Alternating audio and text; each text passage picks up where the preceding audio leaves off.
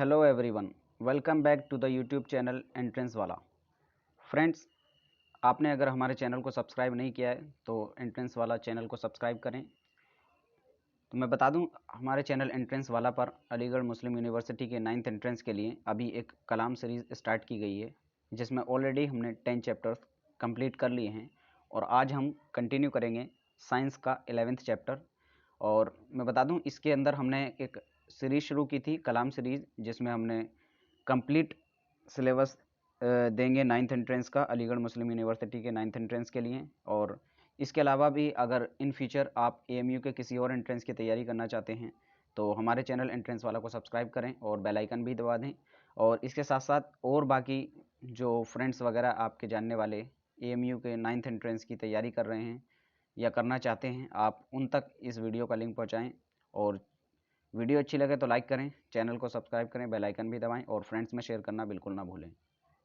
तो आज हम कंटिन्यू करने वाले हैं चैप्टर 11th, जिसका नाम है फोर्स एंड प्रेशर। ऑलरेडी हमने 10 चैप्टर्स कंप्लीट कर लिए हैं। अगर उन वीडियोस को आपने नहीं देखा है तो जाके बेल आइकन से देख सकते हैं या फिर डिस्क्रिप्शन बॉक्स में भी उनका लिंक दिया हुआ है, आप वहां से जाकर उन्हें देख सकते हैं। तो यहाँ पर हमने क्या किया है कि नोट्स फॉर्म में जो थ्योरी थी एनसीईआरटी की, उसको नोट्स फॉर्म में बना लिया है, जिससे क्या होगा कि हमारा टाइम भी बचेगा और जो इफ़ेक्टिव चीज़ें हमें उसमें से जो मेन चीज़ें थी उन सबको निकाल लिया है और उनको हम डायरेक्ट आपको एक्सप्लेन कर देंगे। और इसमें कोई भी टॉपिक छूटेगा नहीं, जो भी टॉपिक्स एनसीईआरटी के अंदर दिए हुए हैं वो सारे के सारे हम कंटिन्यू करेंगे, यानी इसी वीडियो में कवर करेंगे। तो बने रहिए लास्ट तक। वीडियो अच्छी लगे तो लाइक करें। जो पहला टॉपिक है वो है फोर्स के बारे में। What is force?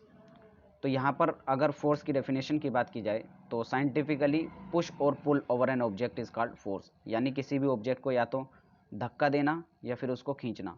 मान लीजिए आप यहाँ पर रस्सी बांधकर इसको इधर खींच रहे हैं तो ये एक तरह का फोर्स हो गया, या फिर आप पीछे से इसको धकेल रहे हैं किसी तरह, तब ये भी एक तरह का फोर्स हो जाएगा। तो मतलब आप किसी भी तरह से या तो उसको पुल कर रहे हैं या फिर उसको ढकेल रहे हैं, तो क्या होगा, ये कहलाएगा force.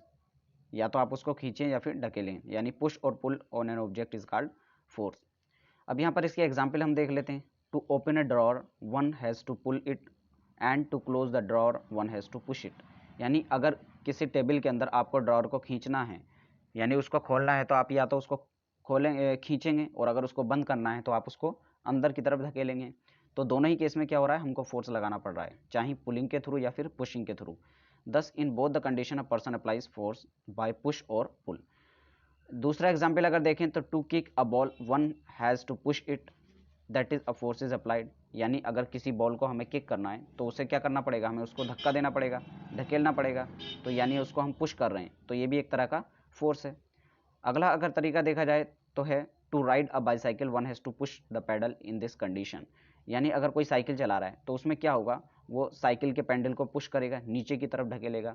In the condition the force is applied while pushing the pedal. और यहाँ पर भी क्या हो रहा है, फोर्स अप्लाई किया जा रहा है जब हम पैडल को क्या कर रहे हैं, नीचे की तरफ ढकेल रहे हैं। तो अब यहाँ पर इन्होंने फिगर दिखाया, इसमें क्या, ये यहाँ पर पुल कर रहा है और यहाँ पर ये पुश कर रही हैं, तो दोनों के दोनों ही क्या केस हैं, फोर्स लग रहा है यहाँ पर।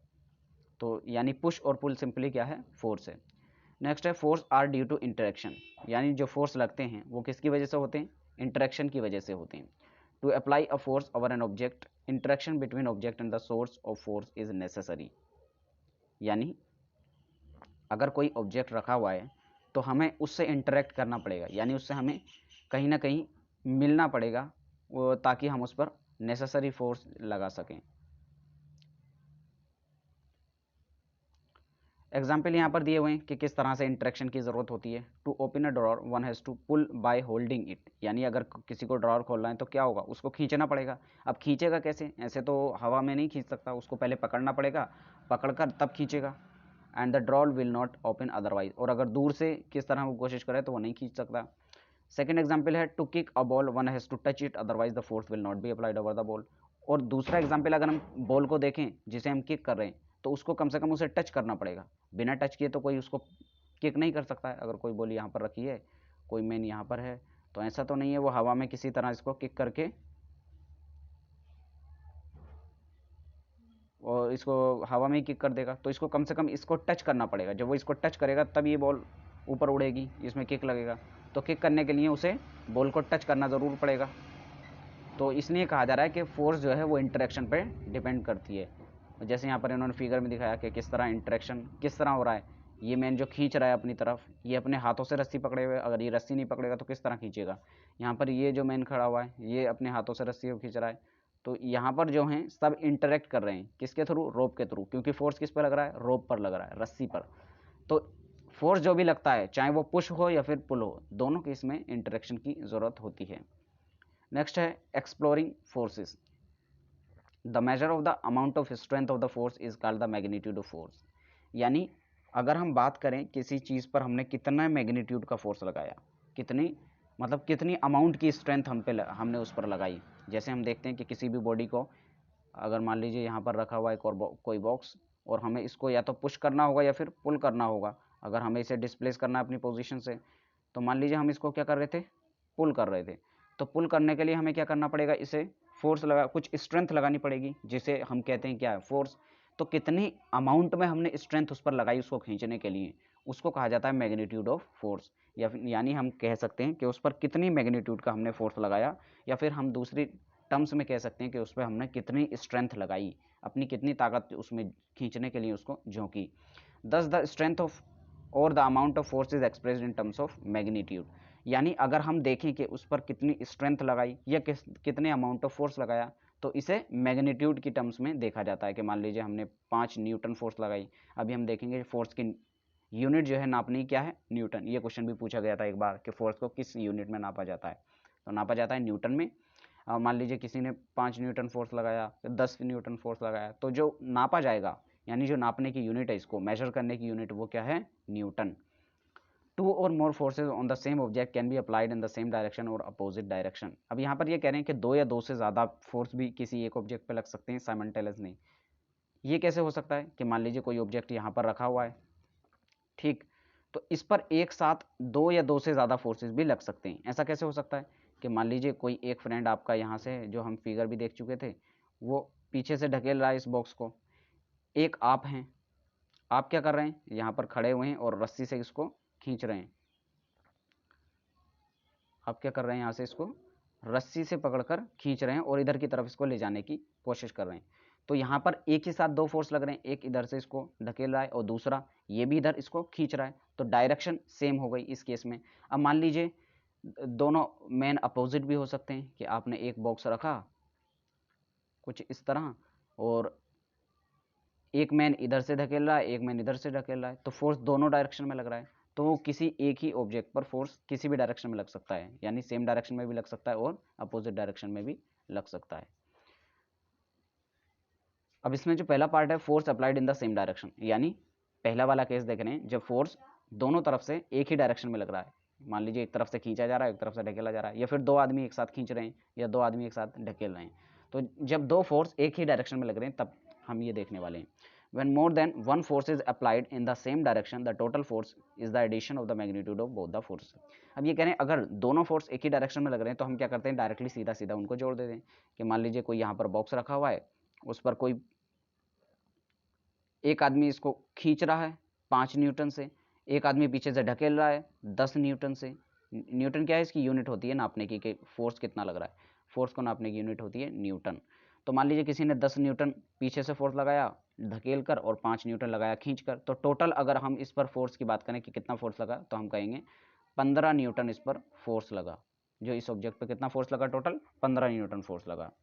अब एग्जाम्पल इन्होंने दिखाया है, it is difficult to push a car by a single person but two or more person can collectively push the same car by easily. लेकिन आपने देखा होगा कि सिंगल एक आदमी एक कार को नहीं ढकेल सकता, लेकिन अगर उसी कार को दो या दो से ज़्यादा लोग अगर उसको ढकेलते हैं, यानी कई सारे अगर लोग हो जाते हैं उसको ढकेलने वाले या खींचने वाले, तो कार आसानी से चल जाती है। ऐसा क्यों हो रहा है, क्योंकि जो फोर्स हर एक आदमी लगा रहा है वो सारा जुड़ जा रहा है और जुड़ के फोर्स बहुत ज़्यादा हो जाता है, जिसकी वजह से कार मूव करने लगती है। And this is because when more than one person tries to push the car, the magnitude of force applied by each of the people are summed up and applied over the car. यही कह रहे हैं कि जैसे ही एक से ज़्यादा लोग लगाते हैं तो का फोर्स क्या होता है, जुड़ जाता है और कार मूव करने लगती है, क्योंकि जो मैग्नीट्यूड है फोर्स का वो बढ़ जाता है।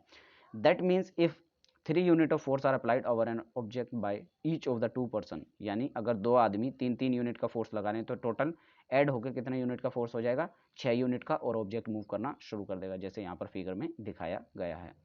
नेक्स्ट है force is applied in opposite direction. जैसे हमने देखा था किसी बॉडी पे हम फोर्स एक डायरेक्शन में एक से ज़्यादा तरीके से लगा सकते हैं, यानी एक से ज़्यादा आदमी भी एक ही ऑब्जेक्ट पर फोर्स लगा सकते हैं। तो पहले हमने देखा कि सेम डायरेक्शन में लगा रहे हैं, अगर सेम डायरेक्शन में लगाते हैं तो फोर्स ऐड हो जाता है और उसके बाद रिजल्ट निकलता है। लेकिन ऐसा भी हो सकता है कि फोर्स अपोजिट डायरेक्शन में लग रहा हो, जैसे टग ऑफ वार में आप देखते हैं क्या एक मैन अपनी तरफ खींचने की कोशिश कर रहा है इधर, दूसरा मैन उधर अपनी तरफ खींचने की कोशिश कर रहा है, तो फोर्स दोनों क्या हो गए, अपोजिट डायरेक्शन में। तो अब अगर हमें नेट फोर्स देखना है इस केस में कि नेट फोर्स कितना आया, तो हम क्या करेंगे, जो बड़ा वाला होगा उसमें से छोटे वाले को घटा देंगे। कि मान लीजिए इसने लगाया 20 न्यूटन का फोर्स और इसने लगाया 15 न्यूटन का फोर्स, तो अगर हम बात करें इस रोप पर नेट फोर्स कितना लगा, तो जो बड़ा वाला है उसमें से छोटे वाले को घटा देंगे, तो हम कहेंगे इधर की तरफ लगा कितना, 5 न्यूटन फोर्स लगा इस पर, 5 न्यूटन। तो अब इस रोप पे जो इफेक्ट पड़ेगा वो 5 न्यूटन के बराबर का पड़ेगा। हालांकि तनाव तो इसमें ज़्यादा होगा, लेकिन इस पे फोर्स कितना लग रहा होगा, 5 न्यूटन का, क्योंकि दो अपोजिट डायरेक्शन में फोर्स लग रहे हैं। When the two forces are applied upon an object the opposite direction, the total effective force is the difference between the two forces। वही बात इन्होंने कही है कि अगर किसी ऑब्जेक्ट पर दो फोर्स लग रहे हैं अपोजिट डायरेक्शन में, तो नेट फोर्स क्या होता है, उनके डिफरेंस के बराबर होता है। अब यहाँ पर एग्जांपल देख सकते हैं हम, when the two person are pushing a box in the opposite direction the magnitude of both the forces is equal, then the box will not move because the difference of the two is 0 and let a person applying 4 unit of force in one direction and the person।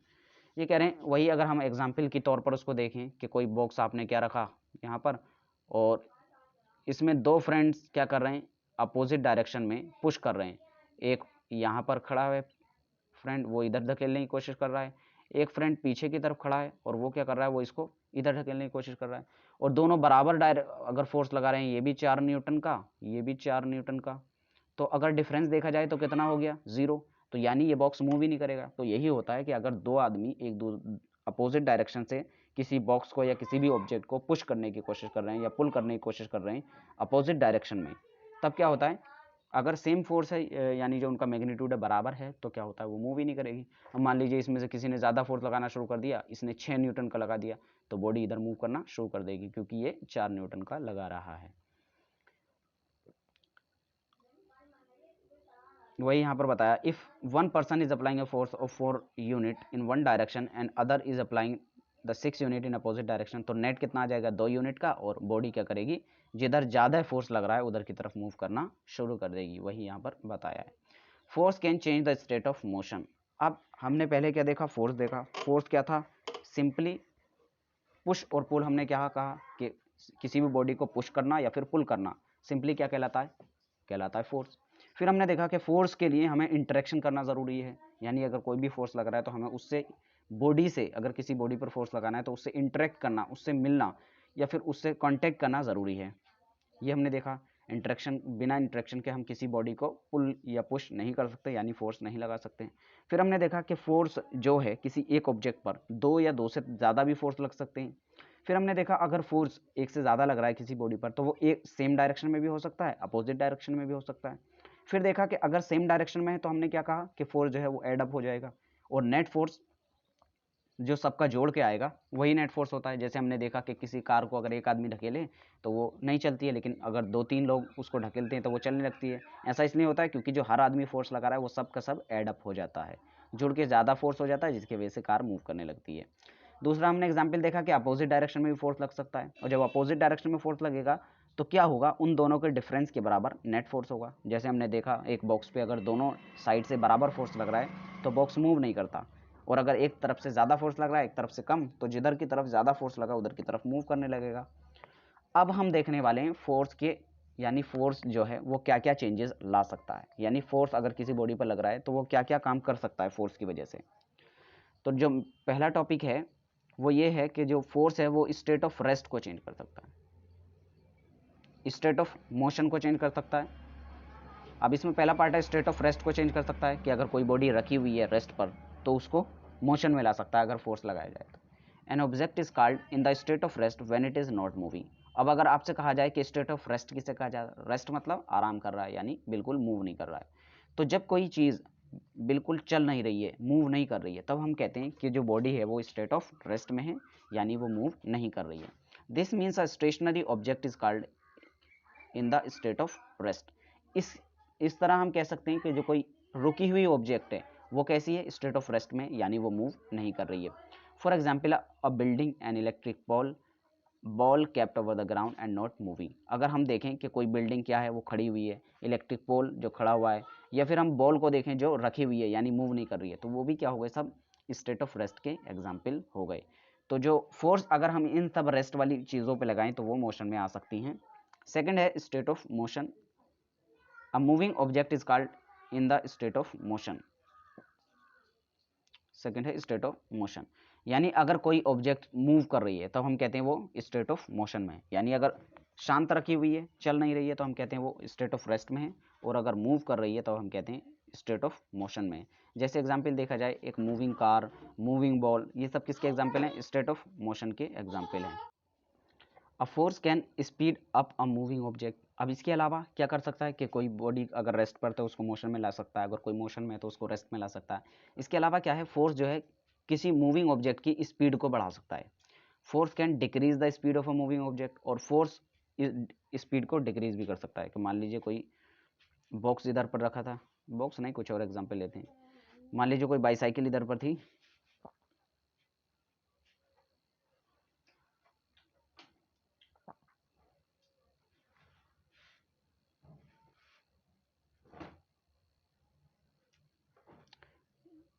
ये bicycle क्या हो रही थी, आगे जा रही थी, और आपने क्या किया, इसको फोर्स पीछे लगाना शुरू कर दिया किसी तरह से। तो जब फोर्स आप पीछे लगाएं तो क्या होगा, ये रुकना शुरू हो जाएगी, यानी इसकी स्पीड डिक्रीज करने लगेगी। और अगर ये यहाँ पर खड़ी हुई आगे चल रही थी और इसमें आपने आगे फोर्स लगा दिया और ज़्यादा, तो क्या होगा, ये और तेज़ी से चलने लगेगी। तो इस तरह से अगर जिस डायरेक्शन में फोर्स लगा रहे हैं वो डिसाइड करेगा कि किस डायरेक्शन में जो आपकी बाईसाइकिल है वो चलेगी। डिक्रीज भी हो सकती है स्पीड और इंक्रीज भी हो सकती है फोर्स लगाने पर, डिपेंडिंग अपॉन द डायरेक्शन। अगर मोशन की डायरेक्शन में फोर्स लगा रहे हैं तो ये तेज चलने लगेगी, मोशन की डायरेक्शन के अपोजिट में फोर्स लगा रहे हैं तो क्या होगा, ये आराम से चलने लगेगी, यानी स्पीड डिक्रीज कर जाएगी। Force can stop a moving object, और इसके अलावा अगर आपने बहुत ज़्यादा फोर्स लगा दिया तो जो चलती हुई ऑब्जेक्ट है वो रुक भी सकती है। Next, force can change the direction of moving object, और इसके अलावा अगर कोई ऑब्जेक्ट मूव कर रही है, मान लीजिए बॉल चलती हुई आ रही थी, इधर रोल करते करते आपने क्या हुआ, अभी चली रही थी और इधर किक मार दिया, तो ये चलते से इस तरह मुड़ जाएगी कुछ, यानी जो इसकी डायरेक्शन है वो चेंज हो जाएगी। तो फोर्स क्या क्या कर सकता है, फोर्स स्पीड अप कर सकता है किसी बॉडी मूविंग ऑब्जेक्ट को, फोर्स स्पीड को डिक्रीज कर सकता है, फोर्स किसी चलती हुई ऑब्जेक्ट को रोक सकता है, फोर्स डायरेक्शन को चेंज कर सकता है, force can move a stationary object, और अगर कोई रुकी हुई चीज़ है उसको चला सकता है। तो यही सब चेंजेस हैं जो फोर्स कर सकता है, किसी चलती हुई चीज़ को रोक सकता है, रुकी हुई चीज़ को चला सकता है, स्पीड बढ़ा सकता है, घटा सकता है, और डायरेक्शन को चेंज कर सकता है। अब इसके एग्जाम्पल दिए हुए हैं। In the game of cricket, when a batsman pushes a fast moving ball in the same direction as the movement of the ball, the speed of the ball is increased। यानी अगर जिधर ball move कर रही है उधर ही batsman अगर hit कर देता है तो स्पीड जो है बॉल की बहुत ज़्यादा होती है और ज़्यादा बढ़ जाती है। When a batsman pushes a fast moving ball in the opposite direction, the speed of the ball decreases because of the force being applied from his bat is in opposite direction. यानी अगर जिस तरफ ball move कर रही है उसके opposite direction में, उल्टी डायरेक्शन में अगर फोर्स लगाया जा रहा है, तो अगर मोशन की अपोजिट डायरेक्शन में, उससे उल्टी डायरेक्शन में फोर्स लगाया जा रहा है तो क्या होता है, स्पीड डिक्रीज कर जाती है।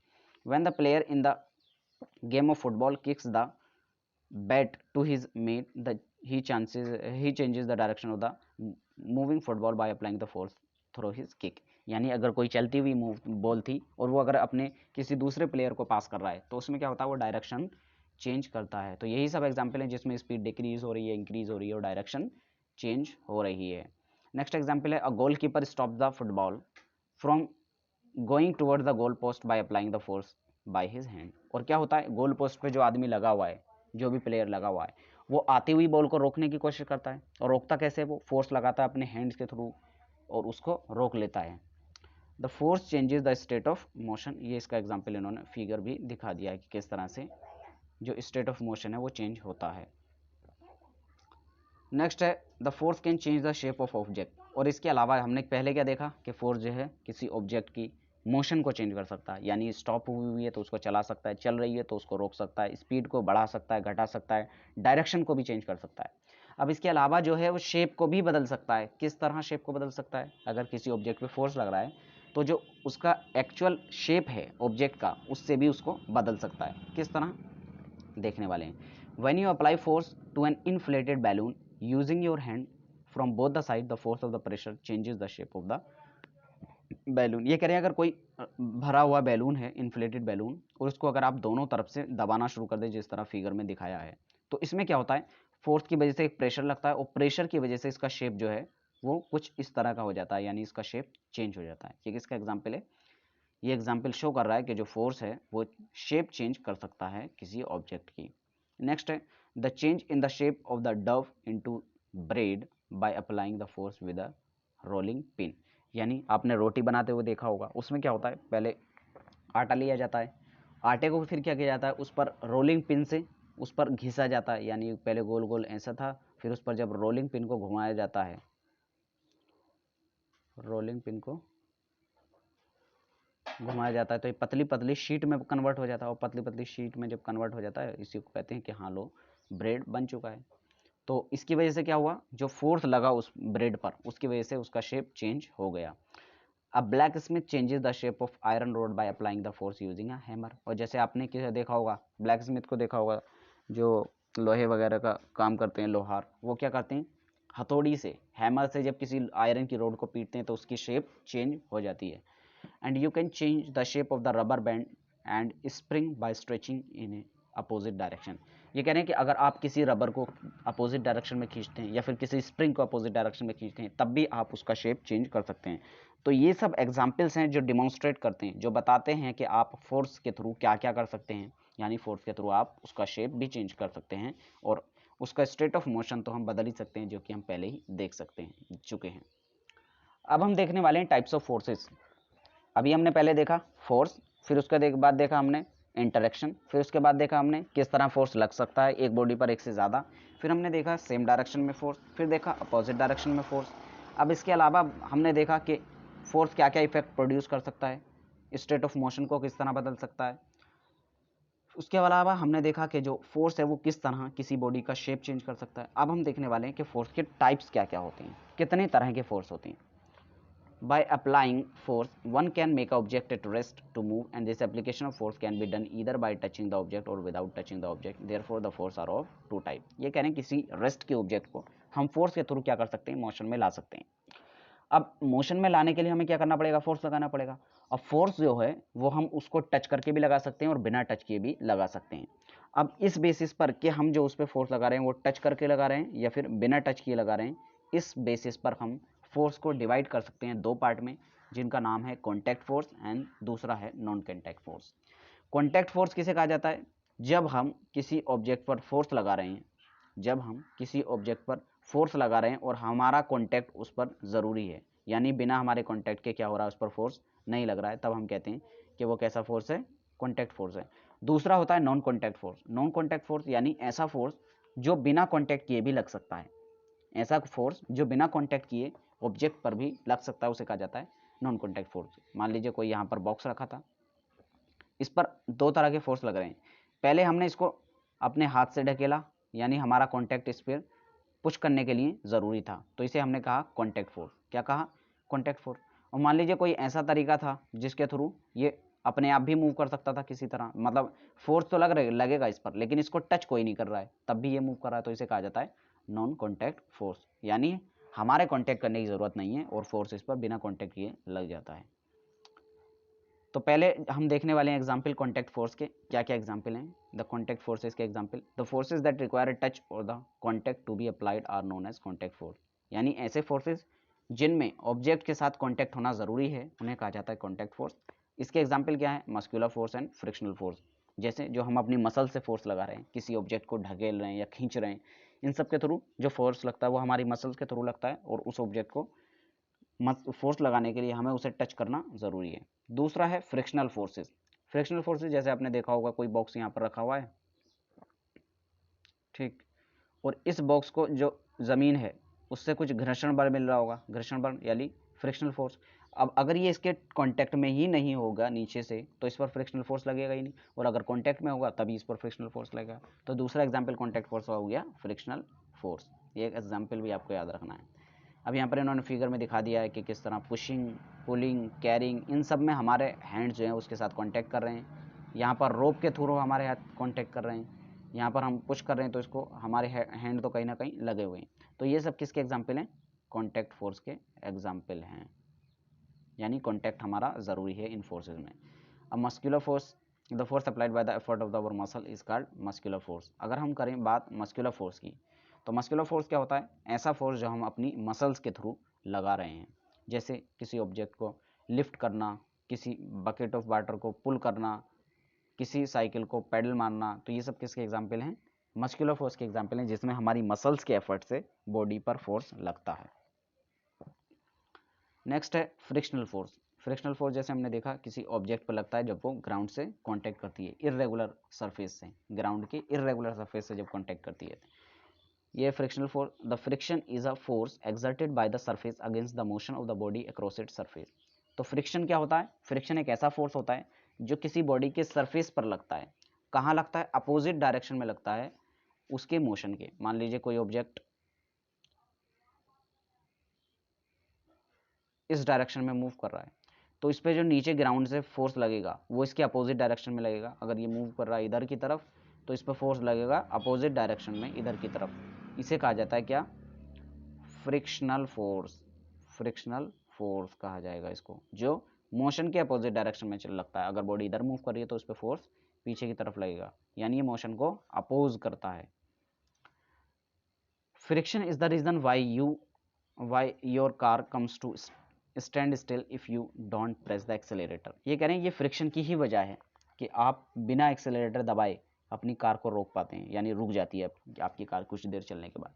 तो फ्रिक्शन के अगर देखे जाएं तो कहीं ना कहीं फ़ायदे भी हैं और नुकसान भी हैं, लेकिन फ्रिक्शन के जो फ़ायदे हैं वो उसके नुकसान से ज़्यादा हैं।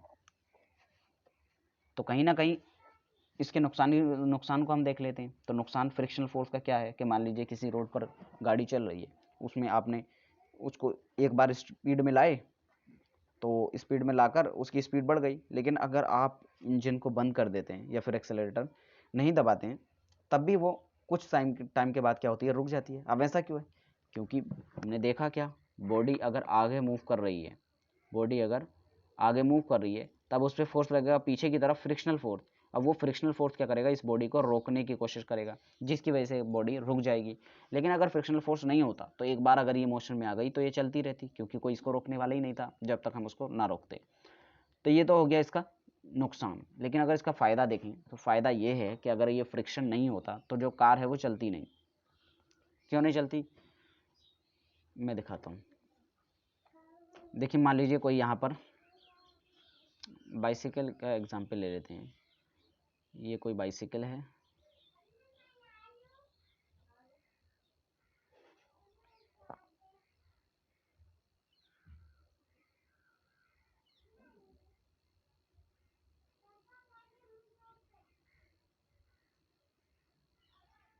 ये कोई बाइसिकल है, ठीक।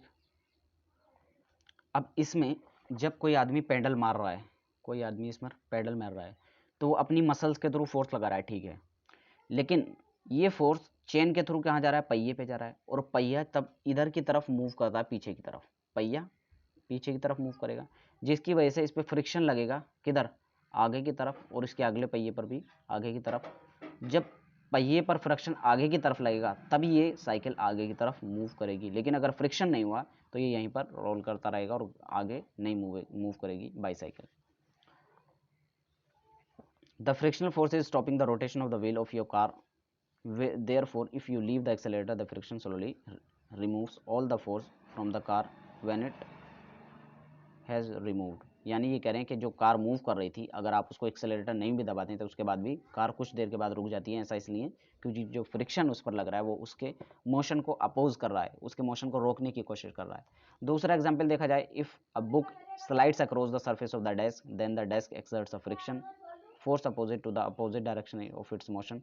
causing it to stop sliding after a finite distance. Friction is a type of contact force only. यानी फ्रिक्शन को हमने पहले देख चुके हैं, पहले ही क्या फ्रिक्शन के कॉन्टैक्ट फोर्स का एग्जाम्पल है सिर्फ। और यही इसका दूसरा एग्जाम्पल हम देख सकते हैं, किसी टेबल पर हम अगर किसी बुक को धक्का देते हैं तो वो कुछ देर तक चलती है और उसके बाद रुक जाती है। ऐसा इसलिए कि जो उसका सरफेस है बुक का, उस पर फ्रिक्शनल फोर्स लगता है अपोजिट डायरेक्शन में और वो रुक जाती है। दूसरा टाइप ऑफ फोर्स है वो है non contact force. Non contact force जिसमें कॉन्टैक्ट होने की जरूरत नहीं है, यानी दूर से ही फोर्स तो लगेगा लेकिन कॉन्टैक्ट होने की जरूरत नहीं है। जैसे the force which is applied on the body without coming in contact is known as non contact force. जैसे ग्रेविटेशनल फोर्स, इसमें हमारा कॉन्टैक्ट जरूरी नहीं है अर्थ से कि हम अर्थ पर कॉन्टैक्ट में होंगे तभी फोर्स लगेगा। अगर हम ऊपर आसमान में खाली भी छोड़ दिए जाएं, मान लीजिए 1-1.5 किलोमीटर ऊपर भी छोड़ दिए जाएं, तब भी इसकी तरफ आ जाएंगे। ऐसा क्यों? क्योंकि ग्रेविटेशनल फोर्स के लिए कॉन्टैक्ट होना जरूरी नहीं है। ये किसका एग्जाम्पल है? नॉन कॉन्टैक्ट फोर्स का। दूसरा एग्जाम्पल है इलेक्ट्रोस्टैटिक फोर्स। इलेक्ट्रोस्टैटिक फोर्स में भी कॉन्टैक्ट होने की जरूरत नहीं है। तीसरा एग्जाम्पल है मैग्नेटिक फोर्स। मैग्नेटिक फोर्स में भी कॉन्टैक्ट होने की जरूरत नहीं है। दूर से ही अगर आप किसी चुंबक को आयरन नेल के पास लाएंगे तो वहाँ पर फोर्स ऑफ अट्रैक्शन आ जाएगा, वो उससे चिपक जाएगा। तो ये ज़रूरी नहीं है कि उसमें कॉन्टैक्ट हो, क्योंकि ये नॉन कॉन्टैक्ट फोर्स का एग्जाम्पल है। द ग्रेविटेशनल फोर्स के बारे में देख रहे हैं। The attractive force that a body experience toward the centre of the earth is called force of gravity due to earth. ये कह रहे हैं कि कोई भी बॉडी जो अर्थ के सेंटर की तरफ अपने आप को अट्रैक्ट करती है, यानी किसी भी बॉडी पर जो अर्थ के सेंटर की तरफ फोर्स लगता है, उसी को कहा जाता है force of gravity due to earth. Earth की वजह से फोर्स ऑफ ग्रेविटी लगता है। And the property of the universe that every object exert a force on every other object. और ये ग्रेविटेशनल फोर्स ही है जो इस यूनिवर्स में हर एक बॉडी दूसरी बॉडी को अट्रैक्ट करती है। नेक्स्ट है the electrostatic force. The force of attraction or the repulsion experienced by a charged body from the another charged body in the same vicinity is known as electrostatic force। यानी जो electrostatic force क्या होता है? एक ऐसा force जो experience किया जाता है, या तो ये अट्रैक्शन का होगा या फिर रिपल्शन का होगा, किसी चार्ज बॉडी के थ्रू दूसरी चार्ज बॉडी जब उसके कांटेक्ट में आती है। यानी कांटेक्ट में नहीं, मतलब जब दूसरी बॉडी उसके चार्ज बॉडी उसके सामने आती है, मान लीजिए यहाँ पर प्लस चार्ज था, यहाँ पर नेगेटिव चार्ज था, तो दोनों अट्रैक्ट करेंगे। पॉजिटिव पॉजिटिव एक दूसरे को रेपल करेंगे, नेगेटिव नेगेटिव एक दूसरे को रेपल करेंगे। तो ये क्वेश्चन कई बार पूछा जा चुका है, ये आपको बिल्कुल याद रखना है। क्या? अगर पॉजिटिव नेगेटिव दो चार्जेस हैं, क्या करेंगे? एक दूसरे को अट्रैक्ट करेंगे। पॉजिटिव पॉजिटिव दो चार्ज हैं तो एक दूसरे को रेपल करेंगे। नेगेटिव नेगेटिव दो रेपल करेंगे। यानी अगर एक जैसे चार्जेस हैं तो क्या करेंगे? रेपल करेंगे। और अपोजिट चार्जेस सिर्फ अट्रैक्ट करते हैं, सिर्फ और सिर्फ अपोजिट चार्जेस अट्रैक्ट करते हैं, ये आपको याद रखना है। Next type of non contact force है वो है मैग्नेटिक फोर्स। मैग्नेटिक फोर्स जो मैग्नेट में भी आपने देखा होगा, ये मैग्नेट रखी हुई है, इसमें आपने आयरन नेल्स लाए तो आयरन नेल्स इस पर दूर से ही अट्रैक्ट हो जाती है। The magnitude of force between the two moving charges may be described as the effect exerted upon the either charge by a magnetic field created by the other। यानी ये कह रहे हैं कि दो चार्ज बॉडी जो मैग्नेटिक फोर्स है, तो इसको जो फोर्स उन दो बॉडीज पर लग रहा है, उन्हें हम ऐसे भी कह सकते हैं किसी एक बॉडी के थ्रू क्या हुआ? मैग्नेटिक फील्ड जनरेट हुई और उस मैग्नेटिक फील्ड की वजह से दूसरे पे फोर्स लगा। नेक्स्ट है प्रेशर। नेक्स्ट जो टॉपिक इस चैप्टर का है वो है pressure. The pressure is defined as the force per unit area. If a force F is applied on the surface area A, then the pressure P is defined as P is equals to F upon A। ये formula आपको याद रखना है। क्या कह रहे हैं यहाँ पर? ये कह रहे हैं कि जो प्रेशर है, प्रेशर किसे कहते हैं? जो किसी बॉडी पर फोर्स लग रहा है, किसी बॉडी पर जो फोर्स लग रहा है, वो कितना फोर्स उस बॉडी पर लग रहा है पर यूनिट एरिया। यानी एक यूनिट एरिया पर आप कितना फोर्स लगा रहे हैं, किसी एक यूनिट एरिया पर आप कितना फोर्स लगा रहे हैं, उसे कहा जाता है प्रेशर। कि मान लीजिए यहाँ पर आपने 1 मीटर स्क्वायर का एरिया लिया और उस पर आपने फोर्स लगाना शुरू किया 1 न्यूटन का, तो इस टाइम पे जो प्रेशर होगा वो कितना हो जाएगा? 1 न्यूटन का फोर्स लग रहा है अपन, एरिया कितना लिया? 1 मीटर स्क्वायर, तो इसका प्रेशर कितना हो जाएगा? 1। तो कितना फोर्स लगा रहे हैं आप पर यूनिट एरिया, वो क्या कहलाता है? प्रेशर कहलाता है। तो फोर्स जितना भी दिया हो अपॉन एरिया से डिवाइड कर देंगे तो क्या आ जाएगा? उसका प्रेशर आ जाएगा। Contribution of pressure. अब प्रेशर की बात क्या होती है कि किस तरह से प्रेशर को हम देख सकते हैं कि मान लीजिए आपने किसी 1 मीटर स्क्वायर के एरिया पर कितना लगाया? 5 न्यूटन का फोर्स लगाया, ठीक।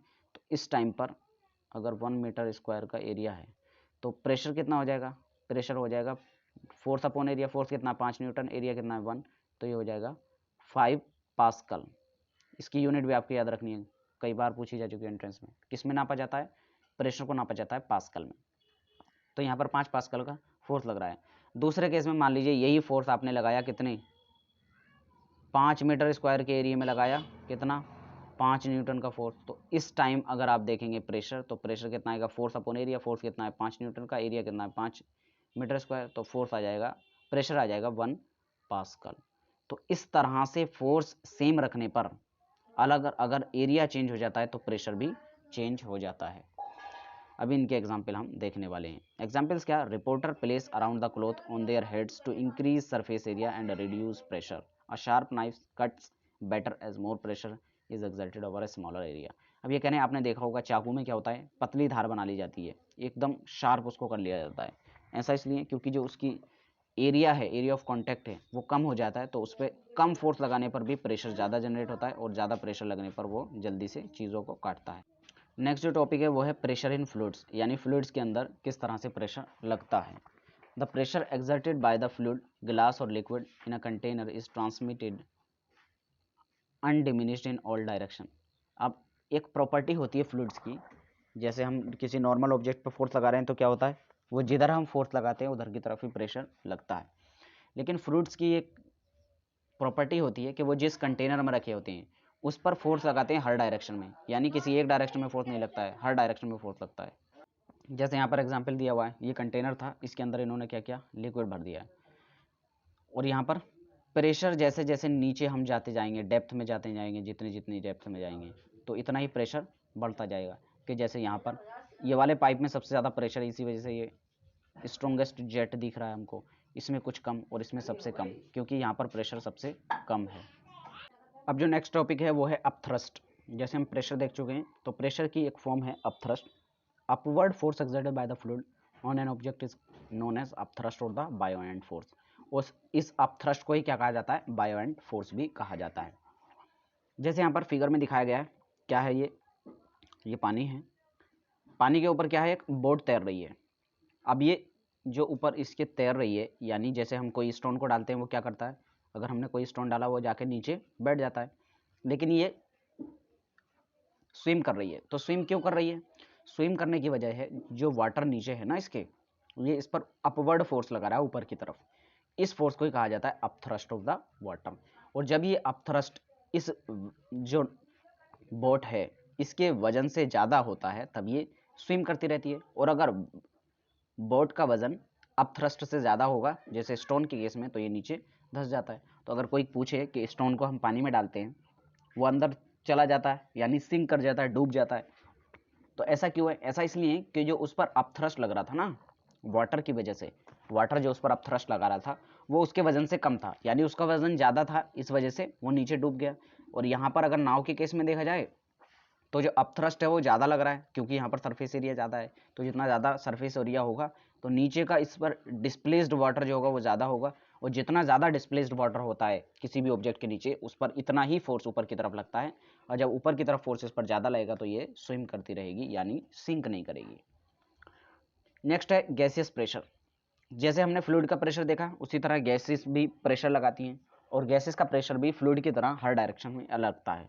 And the gases exert the same pressure on the walls of the container in all direction, यानी हर डायरेक्शन में कंटेनर की वॉल्स पर प्रेशर लगता है। जैसे कोई गैस का मॉलिक्यूल इस पर यहाँ टकराएगा, कोई यहाँ टकराएगा, तो हर डायरेक्शन में रैंडमली, क्योंकि जो गैस के मॉलिक्यूल मूव करते रहते हैं जिगजैग मोशन में, इस मोशन को क्या कहा जाता है, जिगजैग मोशन भी कहा जाता है, ये भी पूछा जा सकता है जिगजैग मोशन। जिगजैग मोशन में रैंडमली मूव करते रहते हैं गैसेस पार्टिकल, जिसकी वजह से क्या होता है, फोर्स लगता है।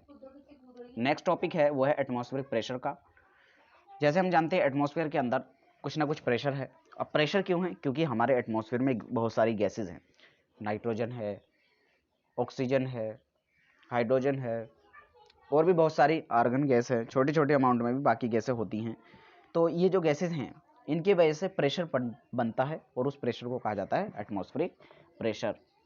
Our atmosphere extends to several kilometers above the sea level. The weight of the air acts as a pressure known as atmospheric pressure. अब जो वजन होता है एयर का वो किसकी तरह काम करता है, एटमॉस्फेरिक प्रेशर की तरह। And the pressure in our body balances the atmospheric pressure and that is why we do not feel it. यानी हमारी बॉडी के अंदर जो प्रेशर है वो इस प्रेशर को, एटमॉस्फेरिक प्रेशर को बैलेंस करता है, और हमें पता नहीं लगता कि हम पर प्रेशर लग रहा है। जैसे यहाँ पर नीचे फिगर में दिखाया गया है कि अर्थ पर जो एटमॉस्फेयर है उसकी वजह से नीचे की तरफ क्या हो रहा है, वजन की वजह से प्रेशर लगता है। अब क्योंकि हमारी बॉडी का जो प्रेशर है वो उसको नल आउट कर देता है, इसलिए हमें उसका कोई इफेक्ट नज़र नहीं आता। यहीं पर हमारा जो चैप्टर है वो ऑलमोस्ट कंप्लीट होता है, इसकी थ्योरी कंप्लीट हो जाती है। इसके अलावा आप इस चैप्टर के क्वेश्चन लगाएं, जो लास्ट ईयर्स के क्वेश्चन हैं उनको देखें, और बाकी अगर कुछ समझ नहीं आता है तो उससे कमेंट में पूछें, और वीडियो अच्छी लगे तो लाइक करें, चैनल को सब्सक्राइब करें, अपने फ्रेंड्स में शेयर करना बिल्कुल ना भूलें। Thank you.